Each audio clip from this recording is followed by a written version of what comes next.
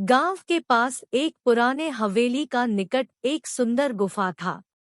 यह गुफा उस समय से खाली पड़ी थी जब गांव के लोग यहां बिजली और पानी की उपलब्धि से वंचित थे। गांव वालों के कहने पर गुफा में रात के समय आत्मा की भीड़ होती थी जो गांव के लोगों को डराती थी। गांव के बच्चे उस गुफा के पास जाने की कभी भी कोशिश नहीं करते थे। उन्हें सुनकर कि गुफा में रात को आत्माएं घूमती हैं, उनकी रातों की नींद ही उड़ जाती थी। एक दिन एक नया आवासी गांव में आया। उसका नाम विक्रम था। विक्रम बहुत ही साहसी और निराशा की तरह किसी भी कथा को नकारने वाला युवक था।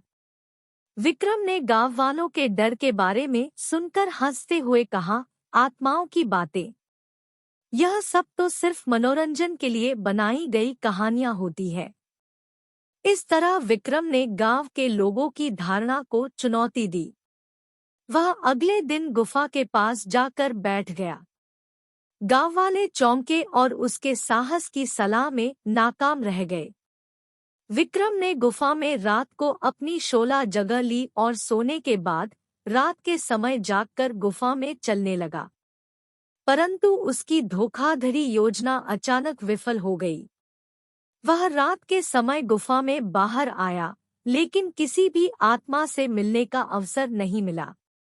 दिनोंदिन विक्रम की हालत खराब होती जा रही थी।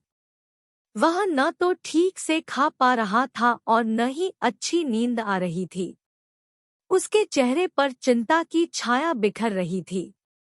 एक दिन उसके पास एक बुढ़िया आई और उसने प्यार से उसका हाथ थामा और कहा, बेटा, यह सच है कि जब आप किसी कथा को नकारते हैं तो वह आपके सामने नहीं आती। लेकिन कभी-कभी हमारे दिल और दिमाग में चीजें होती हैं जिन्हें हम नकारते हैं, लेकिन वो हमारे सामने होती है। बुढ़िया की बातें विक्रम के दिल को छू गई। वह समझ गया कि उसने गुफा की आत्माओं की असलियता को नकारने की कोशिश की है, लेकिन कुछ चीजें जो हम देख नहीं पाते वो हमारे जीवन में हाजिर होती है। उसके बाद से विक्रम ने गुफा की आत्माओं की बातों को समझने का प्रयास किया। वह गुफा में रात को नहीं जाता था, लेकिन वह खुद को उनके पास समय पर बैठते देखता था। गांव वालों ने देखा कि विक्रम की निराशा की दिशा में एक बदलाव आ गया है। वे देखते थे कि विक्रम अब खुश और सच्चे मन से हंसता है और उनकी बातों को सुनता है। विक्रम ने गांव के लोगों को यह सीख दिलाया कि हमें किसी भी कथा को नकारने से पहले उसकी सच्चाई और मायने को समझने की कोशिश करनी चाहिए।